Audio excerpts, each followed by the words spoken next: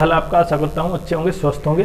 तो जैसे ही vendor change होगा, सबसे पहले पॉइंट तो ये है कि आप एसएससी सीजीएल की तैयारी कर रहे हैं और 2025 में आप कितनी तैयारी है कि आप उसको क्वालिफाई कर पाएंगे, सिलेक्शन लास्ट में ले पाएंगे।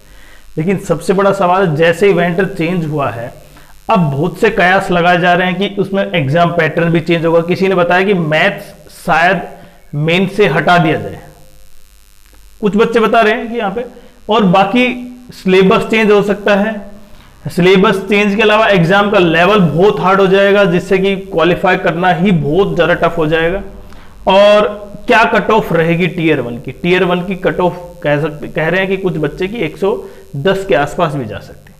तो इन सभी बातों पर चर्चा करेंगे, लेकिन उससे पहले बैकग्राउंड चेक करते हैं कि क्या टीसीएस आने से पहले जहां कहीं सिफी जो वेंडर था उसने एग्जाम, और जब टीसीएस जो चेंज हुआ, ट्रांजिशन हुआ, तो क्या क्या चेंज हुआ। देखें, सबसे इंपॉर्टेंट है कि एग्जाम पैटर्न। एग्जाम पैटर्न तो 2022 में ही चेंज हुआ था, उसके बाद से चेंज नहीं हुआ है, तो शायद एग्जाम पैटर्न से संबंधित कोई पॉइंट नहीं उठेगा। एग्जाम पैटर्न एसएससी डिसाइड करेगी और उसी के बेसिस पे एग्जाम होगा, ठीक है। तो इसमें कोई पॉइंट नहीं है कि एग्जाम पैटर्न चेंज हो सकता है। दूसरा, एग्जाम का लेवल, सिलेबस और चेंज और कट ऑफ क्या रह सकती है, इन चीजों पर, पॉइंटों पर चर्चा करेंगे। लेकिन अगर आप चैनल पर नए हैं तो चैनल को सब्सक्राइब जरूर करें और शेयर करें और वीडियो को पूरा देखें। क्यों? क्योंकि इसमें वो पॉइंट शामिल है कि जिससे आप कहीं ना कहीं आपके लिए बहुत इंपॉर्टेंट है। अब मैं एग्जाम लेवल की बात करूं तो देखिए, एग्जाम लेवल अब की बार जैसा आया था ना एग्जाम, उससे कट ऑफ हाई चली गई और 153 प्री की एग्जाम 153 पॉइंट चली गई थी यूआर कैटेगरी की। तो आप समझ सकते हैं जो एक्सपेक्टेड थी लगभग 135 के आसपास, वो अप होगी 153, और उसमें कोई रॉन्ग क्वेश्चन या इतने ज्यादा ऐसा कोई इशू नहीं था। तो इसका कारण एग्जाम का लेवल लो था, मतलब नॉर्मल एग्जाम पेपर था, इसलिए हाई चली गई। तो अब अगर हम बात करें 2018 से, 2018 में सीफी की जगह टीसीएस को इसका एग्जाम कंडक्ट कराने का वेंडर मिला। अब वो वेंडर था टीसीएस। जहां टीसीएस से पहले सीफी थोड़ा सा क्या करती थी, एडवांस मैथमेटिक्स, जैसे एडवांस मैथ्स, बाकी में तो सभी वही चल रहा था, लेकिन मैथ्स के लिए एडवांस मैथमेटिक्स ज्यादा यूज किया जा रहा था। उसके अलावा जैसे एडवांस मैथमेटिक्स, पहले मैं अर्थमेटिक की बात करूं तो अर्थमेटिक पर जोर कम दिया जा रहा था, एडवांस मैथमेटिक्स पर ज्यादा था। जीएस में जहां करंट अफेयर्स ज्यादा मानी जा रही थी इंपॉर्टेंस, दूसरी स्टैटिक जीके जो थी उस पर बेस था, लेकिन बहुत कम मार्क्स से पूछे जाते थे। जैसे टीसीएस आया तो टीसीएस ने क्या किया, जो एडवांस मैथमेटिक्स था ना उसका पोर्शन कम कर दिया। मतलब अब बच्चे जो एडवांस मैथमेटिक्स, आप एडवांस मैथमेटिक्स समझ पा रहे हैं, एडवांस मैथमेटिक्स वो है जिसमें कुछ ट्रिक शामिल हैं और जिसकी वजह से आप उसको 20 सेकंड में कर पाते हैं, लेकिन ट्रिक्स से। अब जब ट्रिक्स हट जाती हैं, जब एडवांस मैथमेटिक्स के उस टाइप के क्वेश्चन हट जाते हैं, तो आपके लिए क्या हो जाता है, फिर एक नॉर्मल अर्थमेटिक या उससे कम लेवल के क्वेश्चन है, तो कहीं ना कहीं आपको क्या करना है कि फिर वो ट्रिक्स की बजाय कैलकुलेशन करना पड़ता है, और कहीं ना कहीं वो टाइम ज्यादा लगता है। तो इसलिए जब टीसीएस आया तो उन्होंने क्या किया, एडवांस मैथमेटिक्स को कम किया, करंट अफेयर्स को कम किया, स्टैटिक जीके को रोल बढ़ाया। आप समझ पा रहे हैं किस तरह से रीजनिंग में उन लेंथी क्वेश्चनों को शामिल किया। देखिए, टाइम मैनेजमेंट सबसे इंपॉर्टेंट है ना एसएससी सीजीएल प्री एग्जाम में, तो वही टीसीएस ने क्या किया, यहाँ पे थोड़ा सा उसको इतना चेंज किया जिससे कि बच्चों को लगे नहीं कि पेपर हाई है, हाई लेवल का है, लेकिन टाइम कंज्यूमिंग हो। तो इसलिए रीजनिंग में टाइम कंज्यूमिंग क्वेश्चन पूछे गए।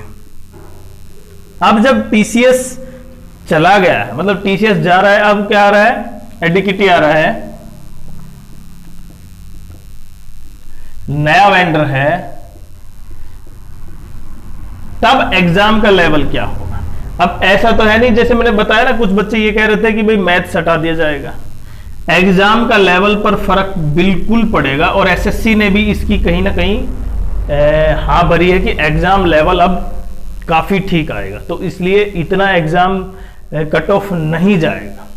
तो एग्जाम लेवल भी आप मान सकते हैं थोड़ा सा मॉडरेट से हाई की तरफ होगा, जिसका हाई ज्यादा होने की चांस, हार्ड, हाई का मतलब हार्ड ज्यादा होने के चांस है।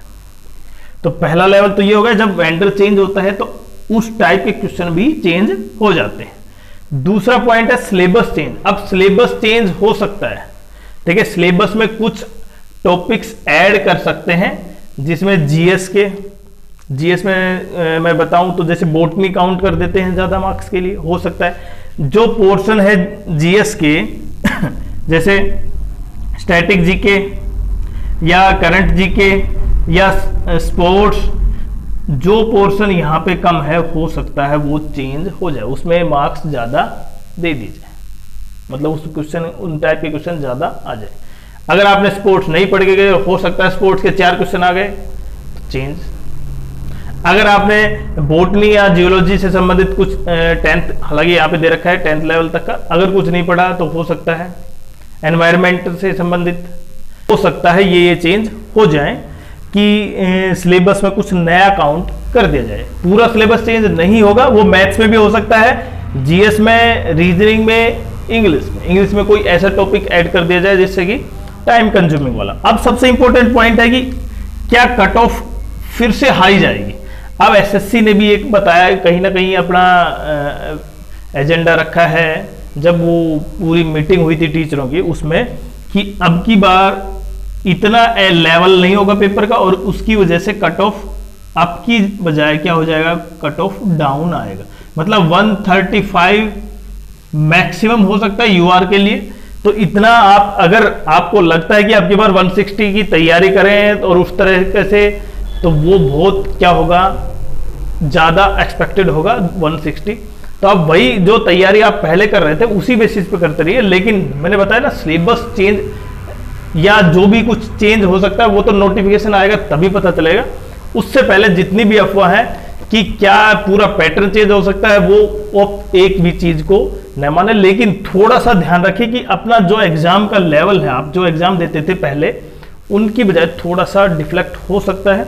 तो जितने और एग्जाम हो रहे हैं अभी फिलहाल ऑल इंडिया लेवल पर, वो आप सभी एग्जाम को देखे उनके पीवाईक्यू करके देखें, जिससे आपको आइडिया हो लैंग्वेज चेंज हो सकती है, किस तरह के क्वेश्चन आ सकते हैं।